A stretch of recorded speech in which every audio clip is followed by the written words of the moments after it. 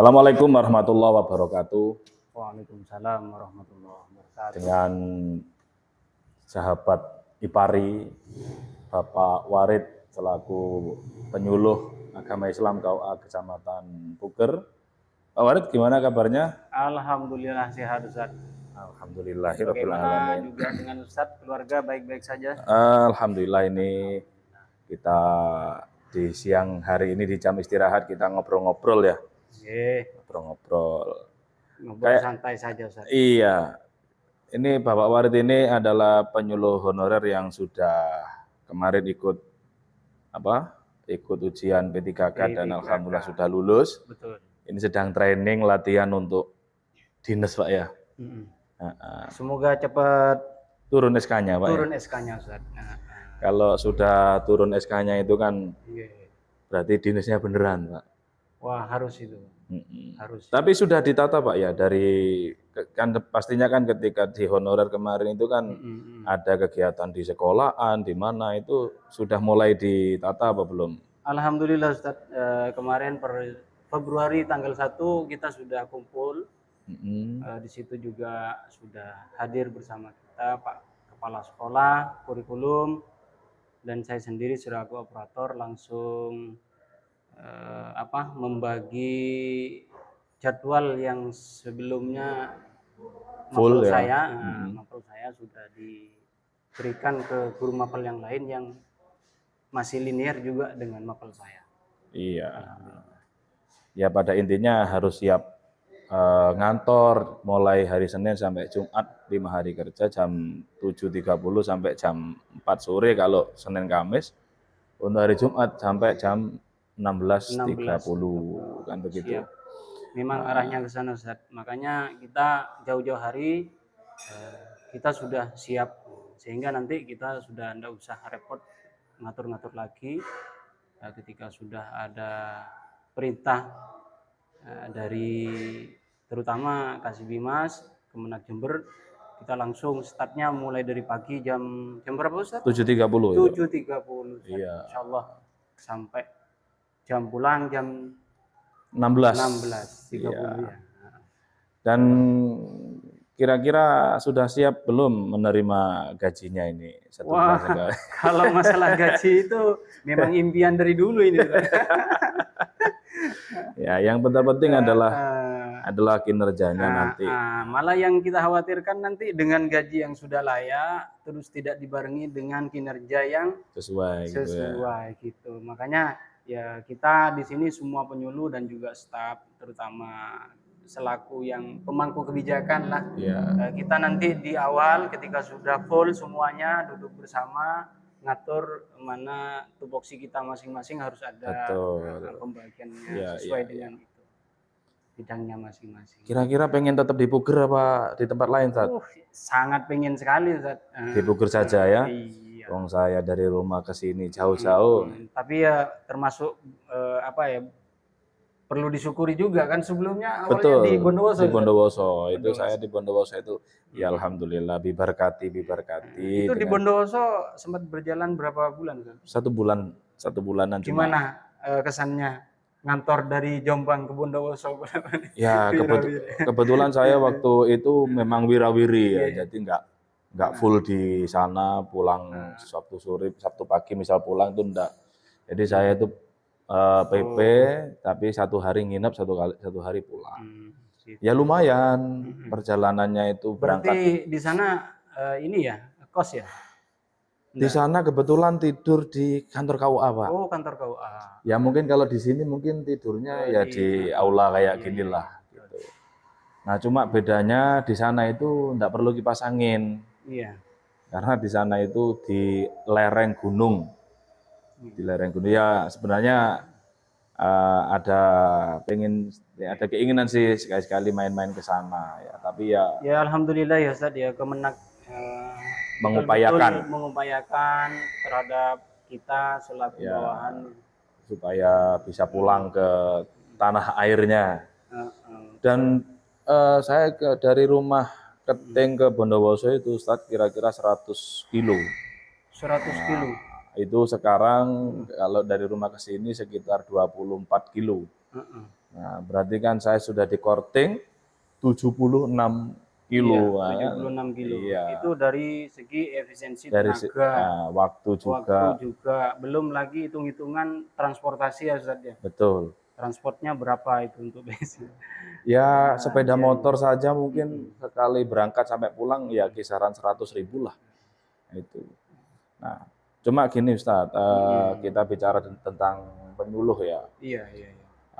Ideal nggak seandainya Mm-mm. ada seorang penyuluh itu misalkan eh, dia itu lebih banyak di kantor.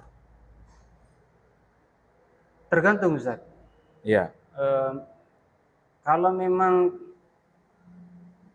kita pada saat itu memang harus ada yang terkait dengan administrasi lah.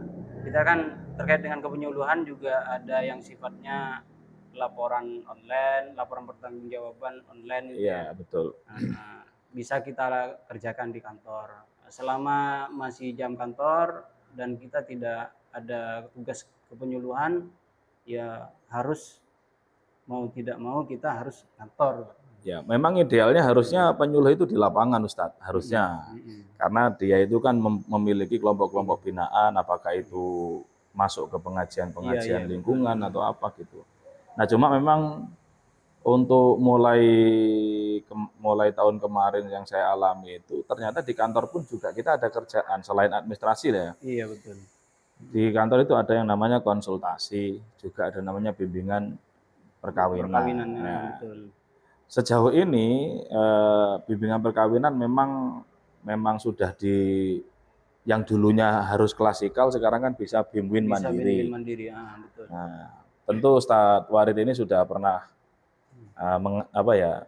waktu kemarin-kemarin sudah pernah lah ya Iya. membimbing, sudah pernah menemukan catin yang model kayak gimana Ustadz saat Anda bimbing? Ya macam-macam Ustaz. Tapi rata-rata kalau sebelum ini kita selalu secara ini klasikal Ustaz. Oh iya. Bersama Pak Amin. Berarti belum pernah bimbing mandiri jenengan, belum ya? Belum pernah. Selama ini Kalau hanya mandiri mengikuti yang belum klasikal pernah. ya. Ya. Karena kebetulan setelah kita eksis di kantor ini, panjenengan dengan Ustadz Basit ya yang Iya. lebih awal rekrut P3K itu Betul. yang diamanai untuk win-win. Dan memang sejak kasih bimasnya itu Pak Didik itu memang digetolkan betul yang namanya BIMWIN itu, mengingat di Jember juga tahun kemarin statistiknya 2023 kalau tidak salah angka perceraian tertinggi. Dan menurut Ustadz Warid yang sebentar lagi ini resmi ngantor dan tentu juga akan melaksanakan yang namanya BIMWIN mandiri. Menurut jenengan seberapa penting bimbingan perkawinan itu diberikan kepada calon kemantin? Ya sangat penting Ustaz. Dan bahkan itu sifatnya kalau boleh kita wajibkan ya wajib itu Ustaz. Ya. Masalahnya begini Ustaz. Kadangkala remaja itu ketika mau menikah gitu ya. Ada salah niat lah istilahnya di awal, salah niat. Dan banyak persepsi mungkin ya, namanya kalimat menikah itu yang dilihat atau yang ada dalam pikirannya itu adalah yang enak-enaknya saja. Gitu. Padahal sebenarnya pernikahan adalah pintu pertama kali mau masuk ke ranah yang harus benar-benar semuanya harus serba disiapkan secara matang dan benar-benar diniatkan. Ya. Sementara banyak pernikahan itu yang hanya wis pokoknya ini adalah pacar saya, modal cinta, betul, kemudian nikah modal gitu cinta. Ya. Selain kita juga selaku laki-laki sebagai apa istilahnya penanggung jawab di dalam keluarga, tidak hanya menafkahi lahir tapi juga batinnya gitu.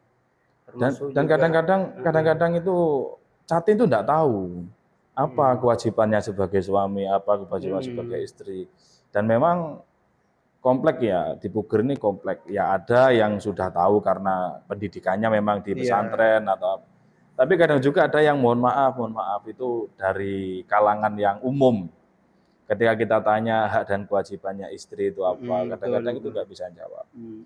Kira-kira itu juga menjadi salah satu urgensitas Tapi pentingnya kuncinya Win-win menurut itu. saya saling pengertian, Ustaz. Karena di era globalisasi, apalagi sekarang emansipasi wanita sudah mulai, intinya sudah tidak zaman lagi hanya laki-laki yang bekerja menafkahi keluarga gitu. Betul. Sehingga perempuan juga Punya dominasi sendiri, punya apa istilahnya peran. lah di dalam keluarga. Nah, disinilah dibutuhkan yang namanya saling pengertian. Saling pengertian ya, harus sama-sama saling menerima lah satu Betul. sama lain. Mungkin ada tips dari Pak Ustadz Warid untuk calon-calon kemanten. Mungkin Ya pertama ya diluruskan niat lah, Ustaz. niat ya. Nah, luruskan niat, mantapkan hati bahwa ke depan kita akan memasuki babak baru yang di situ butuh apa istilahnya, mental yang betul-betul siap untuk membina rumah tangga menuju sakinah mawaddah warahmah. Nah, di sini ada, kalau kita merujuk kepada apa istilahnya, 4 pilar gitu ya, Pak. Iya, 4 pilar. 4 pilar keluarga sakinah itu seperti zawaj apa dan segala macamnya itu. Iya. Insya Allah akan tercipta yang namanya keluarga yang sakinah mawaddah warahmah. Okay. Dan tidak akan pernah terjadi kekerasan di dalam rumah tangga, karena semuanya sudah saling mengerti antara suami dan juga sang istri, baik itu kelebihan dan kekurangannya masing-masing, sehingga tidak menjadikan kekurangan itu adalah sebuah hal yang cacat, akan tetapi saling melengkapi, Ustaz. Ya, oke, mungkin itu teori ya, teori. Ini saya coba tanya kehidupan langsungnya Ustadz Warid ini. Ya, nanti saya bocorkan juga kalau saya. Pasti yang namanya rumah tangga itu ada, ya entah itu besar atau kecil ya, pertengkaran itu ada lah. Betul. Karena kan pernikahan itu pertemuan antara dua orang yang pasti pemikirannya berbeda. Lain kepala, lain otak, lain pemikiran. Nah, yang pernah dialami Ustadz Warid kalau bertengkar suatu masalah dengan istrinya, apa yang dilakukan oleh Kalau Ustadz saya Warid? pribadi lebih memilih diam, Ustadz. Diam ya, mengalah gitu ya? Lebih baik diam, karena kalau di awal, kalau yang saya munculkan adalah ego, Ustadz. Karena mungkin berpikir saya seorang laki-laki. Karena memang figur saya kan santri dan pernah mondok. Yang selalu disampaikan biasanya kan seorang laki-laki adalah imam, perempuan harus nurut. Apa kata laki-laki? Awal-awal itu memang begitu, Ustaz. Tapi ternyata faktanya semakin saya memaksakan perempuan nurut sama kita, saya dengan dalil saya begini, tahu dari dalil ini, ternyata tidak semudah itu, Ustaz. Setelah saya telusuri kembali, ada lagi keterangan bahwa perempuan ini seperti kayu ranting yang apa ya, kalau langsung dibengkokkan sekaligus akan patah gitu. Sehingga dari situlah saya mulai belajar untuk sedikit apa istilahnya ya, bisa memahami diri lah, menahan diri juga. Dan akhirnya ya itu tidak api ketemu api ya. Menemukan cara saya dengan diam saja itu, akhirnya keluarga istri saya mikir-mikir, kenapa saya kok suami saya kok diam. Akhirnya dengan sendirinya dia muhasabah lah. Iya. Akhirnya dia juga menyadari kesalahannya juga gitu ya. Kalau didiamin itu malah salah tingkah gitu ya. Malah tersiksa katanya. Saya didiami daripada saya didiamin. Tapi dulu pernah nggak adu argumentasi gitu? Pernah, Ustaz. Karena memang backgroundnya sama-sama santri loh, Ustaz. Betul. Jadi saya berdalih begini, istri saya juga punya argumentasi argumen sesuai dengan pemahamannya dia sendiri. Kalau saya kadang-kadang saya ngasih tips ke Catin itu saya bilang begini. Nek sampean pengen tukaran supaya enggak krungu wong tuweke, enggak didengar sama mertua. Iya betul. Pertengkarannya lewat WA saja. Lewat WA. Jadi sama di kamar sini, suaminya di kamar sebelah WA-an gitu. Nanti kalau udah selesai ya sudah. Gitu. Dan sempat saya juga ini agak lucu Ustaz. Coba gini, saya pernah punya komitmen dengan istri saya untuk kalau berbahasa itu berbahasa yang halus Ustaz. Iya. Karena dengan bahasa yang halus itu dijadikan komunikasi setiap hari. Meminimalisir ya. Meminimalisir kata-kata yang menyakitkan. Karena nggak mungkin ngomongnya halus, panjenengan iki goblok kan mboten mungkin ya. Goblok ya, belum mungkin sih. Panjenengan iki kok gitu. Kan gitu ya. Iya. Masa dari awalnya halus akhirnya nggak mungkin ya. Tapi memang Ustaz, keluarga saya kan masih kumpul satu atap dengan orang tua. Saya sendiri sebenarnya kalau saya pikir-pikir lebih baik mandiri, belajar mengatur keluarga sendiri, tapi orang tua sudah sepuh, jadi saya pikir juga malah saya itu nanti apa istilahnya, masuk anak durhaka loh Ustaz. Beda Ustaz, kecuali orang tua itu masih lengkap, suami masih ada, dan masih energik, masih muda, insya Allah tidak masalah Ustaz. Ya memang salah satu problem dari rumah tangga itu kan hidup dengan orang tua, serumah dengan orang tua. Ini kalau suami istri ini ndak pinter-pinter menguasai komunikasi dengan orang tua, dengan mertua itu bisa jadi menjadi neraka katanya seperti itu. Betul Ustaz. Karena kadang ya memang faktanya itu ketika ada campur tangan orang tua itu kadang lebih memperkeruh masalah kadang. Ya. Kadang, tapi tidak semuanya loh Ustaz, mohon maaf. Perlu dicari kliknya dulu, Pak. Iya. Kenapa orang tua itu kemudian ikut campur? Karena tahu kalau sedang bertengkar. Betul. Nah, makanya lebih enak pertengkaran lewat WA. Si suami terlalu kasar. Namanya anak kan betul.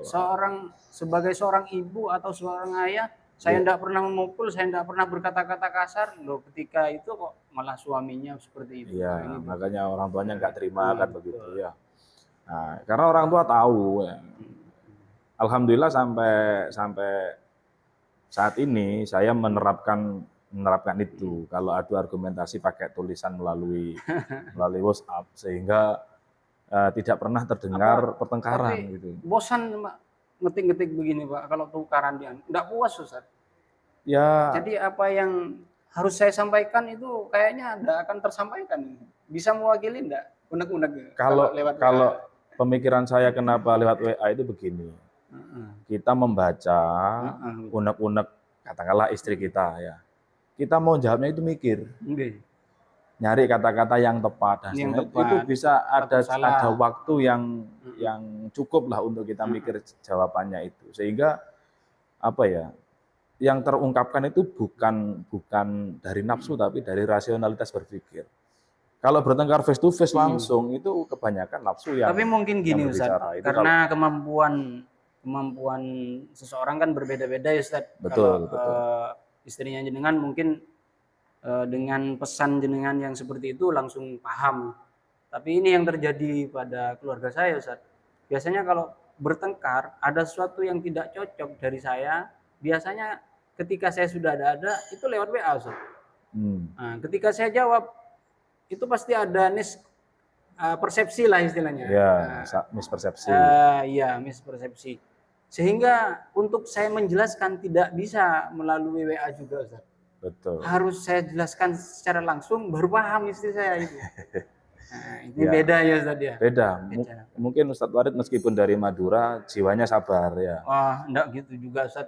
Malah saya kadang-kala ada yang negur ya termasuk mertua saya. Mendidik anak itu saya sempat dicap terlalu diktator saya. Tapi menurut jenengan gimana Ustaz? Kadang ada pernyataan bahwa kalau dengan anak itu memang harus diktator. Ya Tapi dalam hal mungkin ya seperti sholat, ya sholat titik, sudah harus sholat gitu. ya, Tapi menurut Ustadz gimana? Sejauh mana kita harus diktator kepada anak? saya itu hanya mengingat bagaimana orang tua saya ke diri saya. Ya, orang tua saya ke diri saya ini kan dulu ketika masih kecil itu ya keras memang, nggak jam 5 belum mandi dipukul, kemudian nggak berangkat ke musola, nggak berangkat ke madrasah diniyah, itu dimarahi betul ya. Sehingga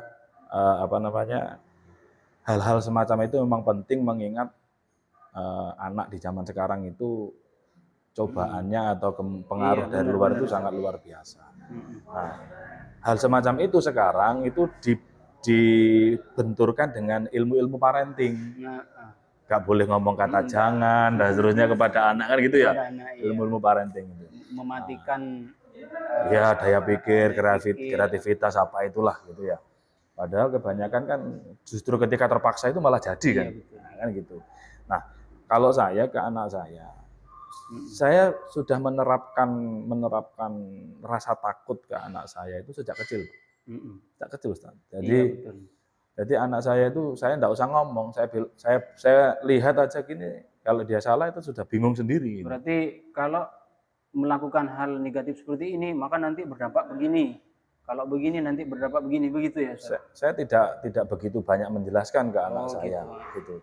Tapi dulu itu pernah satu kali saya 1-2 kali lah saya marah betul, ada unsur fisiknya juga sedikit ya. Akhirnya anak itu menjadi takut, tapi itu usia kecil masih balita. Sejak balita sudah saya marahi begitu. Nah, akhirnya sekarang di usia anak-anak ya, anak-anak di usia SD ya. Sekarang kelas 2 MI. Itu kalau dia itu berbuat salah misalkan atau apa gitu. Itu saya lihat aja atau saya mungkin saya bilang gitu aja itu sudah takut sendiri. Ya, betul. Jadi tapi kalau dari kecil sudah dibiarkan. Tapi satu hal yang perlu diingat ya. Memberikan rasa takut kepada anak itu bukan berarti kita gila hormat atau apa, tidak. Tetapi untuk mempermudah mengendalikan sang anak ketika melakukan hal yang sekiranya itu negatif. Betul. Dan saya ini di lingkungan sekitar rumah, saya setel sebagai orang yang ditakuti anak-anak. Iya Pak. Jadi saudara-saudara saya itu yang punya anak bahasa kecil, Jawanya itu kereng ya. Kedendenan. Kereng kedendenan. Nah, jadi ada anaknya Mbak Ipar itu kadang kan nakal gitu, ngerebut HP-nya ibunya sambil teriak-teriak gitu. Saya bilang, gitu aja langsung diam gitu. Tapi memang gitu. Jiwa-jiwa seperti itu harus ada. Harus ada. Harus. Karena kalau tidak, Ustaz, maka ya kan anak sekarang berbeda jauh kan dengan anak zaman dulu. Iya. Ya mungkin juga cara mendidiknya berbeda. Kita itu tujuannya hanya memanage rasa takut dan memanage rasa berani. Jangan sampai anak itu berani berbuat salah. Berbuat salah itu beri ketakutan, jadi dia takut berbuat salah. Soalnya kalau gitu. Ini Ustaz, sampai terjadi yang kayak kemarin di Jadukan itu Ustaz. Nah, itu kan mungkin ya awalnya dari situ karena tidak pernah anak itu dikerasin atau ya istilahnya karena sama sekali tidak ada rasa takut.